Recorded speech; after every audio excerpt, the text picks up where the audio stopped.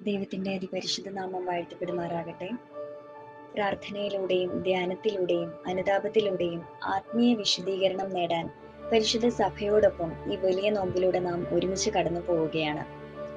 ഈ 50 നോമ്പ് ദിനങ്ങൾ കേവലം ചില ചിട്ടവട്ടങ്ങൾ പാലിക്കാനുള്ളതല്ല, മറിച്ച് നമ്മിലേക്ക് തന്നെ നോക്കുവാനും മറ്റുള്ളവർക്ക് നന്മ ചെയ്യുന്നവരായി മാറുവാനുമുള്ള ഒരു അവസരമാണ്. ഒരു പ്രശസ്ത ചിന്തകൻ ഇപ്രകാരം പറയുകയുണ്ടായി: പാപത്തിൽ നിന്നകന്ന് ദൈവത്തിങ്കിലേക്ക് തിരിയുന്നതോടൊപ്പം ദൈവത്തോടൊപ്പം പാപം നിറഞ്ഞ ലോകത്തിലേക്ക് ഇറങ്ങുന്നതിനുള്ള അവസരം കൂടിയാണ് നോമ്പ്. അതായത് ദൈവത്തിന്റെ കരം പിടിച്ച് പരിശുദ്ധ വചനമാകുന്ന ആയുധം ധരിച്ച് പാപത്തെയും പരീക്ഷണങ്ങളെയും ധീരമായി നേരിടാൻ സഭ നമ്മോട് ആഹ്വാനം ചെയ്യുന്ന ദിനങ്ങളാണിത്. ദൈവത്തോടൊപ്പം ചേർന്ന് നമ്മുടെ ജീവിതത്തിലേക്ക് തിരിഞ്ഞു നോക്കേണ്ടുന്ന ഈ യാത്രയിൽ കർത്താവിനെ തേടിയിറങ്ങുന്ന ഒരു മനുഷ്യൻ, തന്റെ തെറ്റുകൾ തിരിച്ചറിഞ്ഞ് അത് തിരുത്താൻ തയ്യാറായ ആ മനുഷ്യനെയാണ് ഞാൻ ഇന്ന് നിങ്ങൾക്ക് മുൻപിൽ പരിചയപ്പെടുത്തുന്നത്. നോമ്പിന്റെ 32-ാം ദിനമായ ഇന്ന് വിശുദ്ധ ലൂക്കോസിന്റെ സുവിശേഷം 19-ാം അധ്യായം 1 മുതൽ 10 വരെയുള്ള വാക്യങ്ങളാണ് നമ്മുടെ ചിന്തയ്ക്കായി തിരഞ്ഞെടുത്തിരിക്കുന്നത്. നമുക്ക് ഏവർക്കും സുപരിചിതമായ ഒരു വേദഭാഗമാണിത്. സൺഡേ സ്കൂൾ ക്ലാസ്സുകൾ മുതൽക്കേ നമ്മൾ കേൾക്കുന്ന സക്കായിയുടെ ജീവിതമാണ് ഈ ഭാഗത്ത് പ്രതിപാദിക്കുന്നത്. ഈ നോമ്പിന്റെ ദിനങ്ങളിൽ സക്കായിയുടെ ജീവിതം നമുക്ക് നൽകുന്ന 3 ചിന്തകളാണ് ഇന്ന് ഞാൻ നിങ്ങളുമായി പങ്കുവെക്കുവാൻ ആഗ്രഹിക്കുന്നത്. ഒന്നാമതായി, പ്രതിബന്ധങ്ങളെ അതിജീവിച്ച സക്കായിയുടെ ആത്മീയ ദാഹം. സക്കായിക്ക് യേശുവിനെ കാണുവാൻ അതിയായ ആഗ്രഹമുണ്ടായിരുന്നു. എന്നാൽ ആ ആഗ്രഹത്തിന് മുൻപിൽ വലിയ പ്രതിബന്ധങ്ങളും ഉണ്ടായിരുന്നു.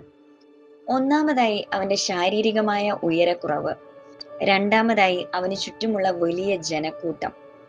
തന്റെ മുന്നിലെ വലിയ ജനക്കൂട്ടം അവനെ യേശുവിൽ നിന്ന് മറച്ചു പിടിച്ചു.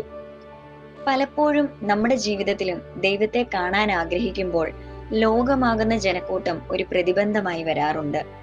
ലോകത്തിന്റെ ചിന്താഗതികളും വിമർശനങ്ങളും തിരക്കുകളും നമ്മെ ദൈവത്തിൽ നിന്ന് അകറ്റി നിർത്താറുണ്ട്.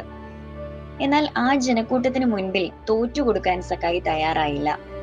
അവൻ ജനക്കൂട്ടത്തിന് മുൻപേ ഓടി ഒരു കാട്ടത്തിമേൽ കയറി. അതായത് തന്റെ ശാരീരിക പരിമിതികളെയും ലോകത്തിന്റെ തടസ്സങ്ങളെയും അവൻ അതിജീവിച്ചു എന്നതാണ് ഇവിടെ വെളിവാകുന്നത്. ഈ നോമ്പുകാലത്ത് നമ്മുടെ ആത്മീയ വളർച്ചയെ തടയുന്ന ജനക്കൂട്ടങ്ങളെയും കുറവുകളെയും അതിജീവിക്കാൻ നമുക്ക് ഏത് അത്തിമരമാണുള്ളത് എന്ന് നാം ചിന്തിക്കേണ്ടിയിരിക്കുന്നു. രണ്ടാമതായി, രഹസ്യമായി കാണാൻ ആഗ്രഹിച്ചവനെ പരസ്യമായി വിളിക്കുന്ന ദൈവത്തിന്റെ വലിയ കൃപ. സക്കായി ആഗ്രഹിച്ചത് യേശുവിനെ മരത്തിനു മുകളിലിരുന്ന് ഒരു നോക്ക് കാണാൻ മാത്രമായിരുന്നു. ഒളിച്ചിരുന്നു കൊണ്ട് ആ വ്യക്തിത്വത്തെ ഒന്ന് അടുത്തറിയുക എന്നത് മാത്രമായിരുന്നു അവന്റെ ലക്ഷ്യം. എന്നാൽ അവനെ അടുത്തറിയുന്ന, അവന്റെ പേരറിയുന്ന കർത്താവ് ആ മരച്ചുവട്ടിൽ വന്നു നിന്നു.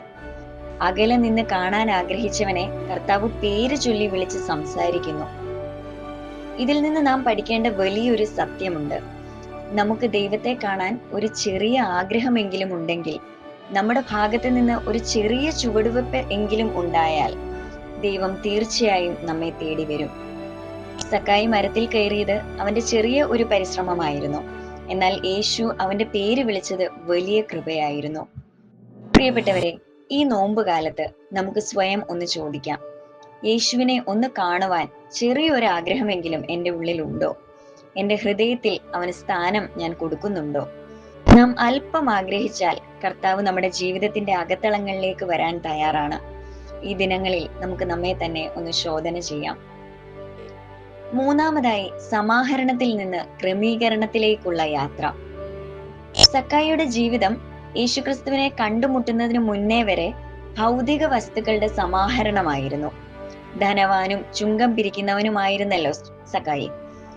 എന്നാൽ ക്രിസ്തുവുമായുള്ള കൂടിക്കാഴ്ച അവനെ തന്റെ ജീവിതത്തെ ക്രമീകരിക്കുന്നതിലേക്ക് നയിച്ചു.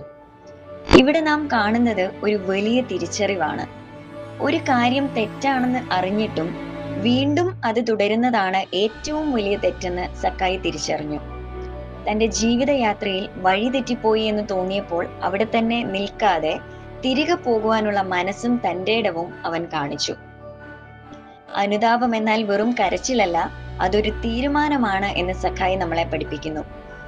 കർത്താവെ, എന്റെ വസ്തുവകയിൽ പാതി ഞാൻ ദരിദ്രർക്ക് കൊടുക്കുന്നുണ്ട്, വല്ലതും ചതിവായി വാങ്ങിയിട്ടുണ്ടെങ്കിൽ 4 മടങ്ങ് മടക്കി കൊടുക്കുന്നു എന്നവൻ പറഞ്ഞപ്പോൾ തന്റെ തെറ്റുകൾ തിരുത്തുവാനുള്ള ആ ഉറച്ച തീരുമാനമാണ് അവിടെ വെളിപ്പെട്ടത്.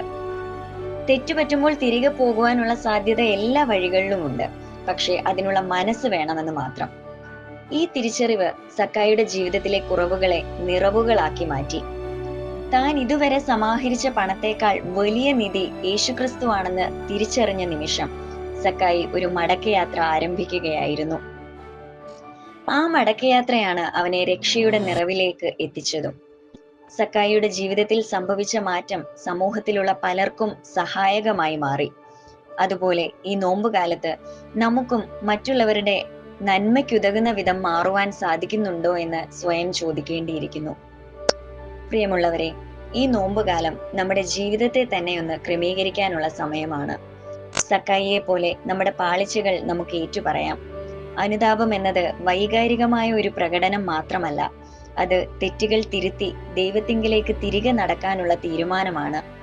സക്കായിയെ പോലെ നമുക്കും അത്തിമരത്തിൽ നിന്ന് ഇറങ്ങി വരാം. ക്രിസ്തുവിനെ നമ്മുടെ ഹൃദയത്തിൽ സ്വീകരിക്കാം. അത്തരത്തിൽ കുറവുകളിൽ നിന്ന് നിറവുകളിലേക്കുള്ള ഒരു യാത്രയായി നമ്മുടെ ഈ വലിയ നോമ്പ് മാറുവാൻ സർവശക്തനായ ദൈവം ഇടയാക്കട്ടെ എന്ന് പ്രാർത്ഥിച്ചുകൊണ്ട് എൻ്റെ വാക്കുകൾ ചുരുക്കുന്നു. ദൈവം നമ്മെ ഏവരെയും അനുഗ്രഹിക്കട്ടെ.